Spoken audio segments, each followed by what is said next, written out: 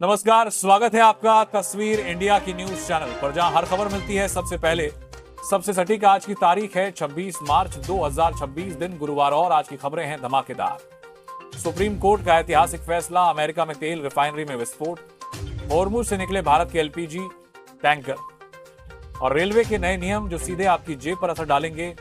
देश विदेश की हर हलचल, हर अपडेट, आज की पूरी तस्वीर सिर्फ तस्वीर इंडिया की न्यूज पर। तो बने रहिए हमारे साथ, क्योंकि यहाँ हर खबर बोलती है, हर सच दिखता है। चलिए शुरू करते हैं आज का बुलेटिन।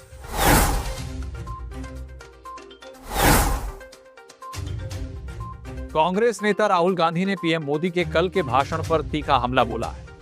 राहुल ने कहा कि भारत की विदेश नीति दरअसल पीएम मोदी की निजी नीति बन गई है, जिसे दुनिया हंसी में लेती है। उन्होंने कहा कि अमेरिकी राष्ट्रपति ट्रंप को पता है कि पीएम क्या कर सकते हैं और क्या नहीं। राहुल ने आगे कहा कि एलपीजी और पेट्रोल के बढ़ते दाम तो बस शुरुआत है और आगे और नुकसान हो सकता है। आगे बढ़ते हैं और बात करते हैं आरजेडी प्रमुख लालू प्रसाद यादव को लगे एक बड़े झटके की। दिल्ली हाईकोर्ट ने जमीन के बदले नौकरी मामले में सीबीआई की एफआईआर और चार्जशीट को रद्द करने की उनकी मांग खारिज कर दी है। कोर्ट ने सुनवाई के दौरान सीधे कह दिया कि इस याचिका में कोई दम नहीं है। इस फैसले के बाद लालू यादव की कानूनी मुश्किलें और बढ़ती नजर आ रही हैं।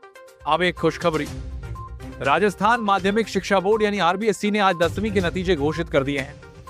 इस साल 94.23% छात्र पास हुए हैं, जो पिछले साल के 93.6% से करीब 1.5% ज्यादा है।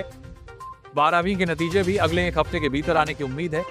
सबसे पहले बात करते हैं सुप्रीम कोर्ट के एक बड़े फैसले की। कोर्ट ने साफ कर दिया है कि धर्म परिवर्तन के बाद अनुसूचित जाति यानी एससी का दर्जा नहीं मिलेगा। जो व्यक्ति हिंदू, सिख या बौद्ध धर्म के अलावा किसी और धर्म को मानता है, उसे एससी का सदस्य नहीं माना जाएगा। कोर्ट ने यह भी स्पष्ट किया कि जो व्यक्ति ईसाई धर्म अपना चुका है, उसे एससी/एसटी एक्ट का कोई लाभ नहीं मिलेगा।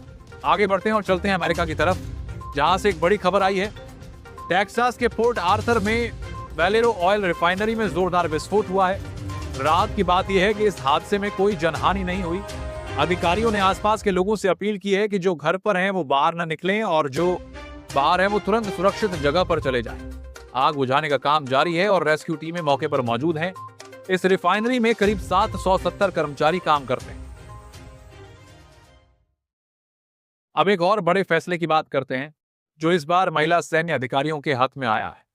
सुप्रीम कोर्ट ने आर्टिकल 142 के तहत अपनी विशेष शक्तियों का इस्तेमाल करते हुए यह तय किया है कि महिला शॉर्ट सर्विस कमीशन अधिकारी स्थायी कमीशन यानी परमानेंट कमीशन की पूरी तरह हकदार है।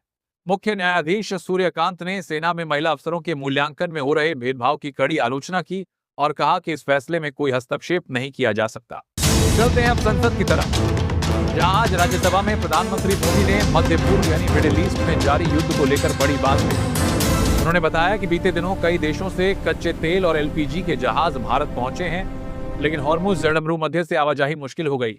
पीएम ने राज्य सरकारों से कहा कि जमाखोरी करने वालों पर कड़ी नजर रखें और केंद्र राज्यों के साथ लगातार संपर्क में।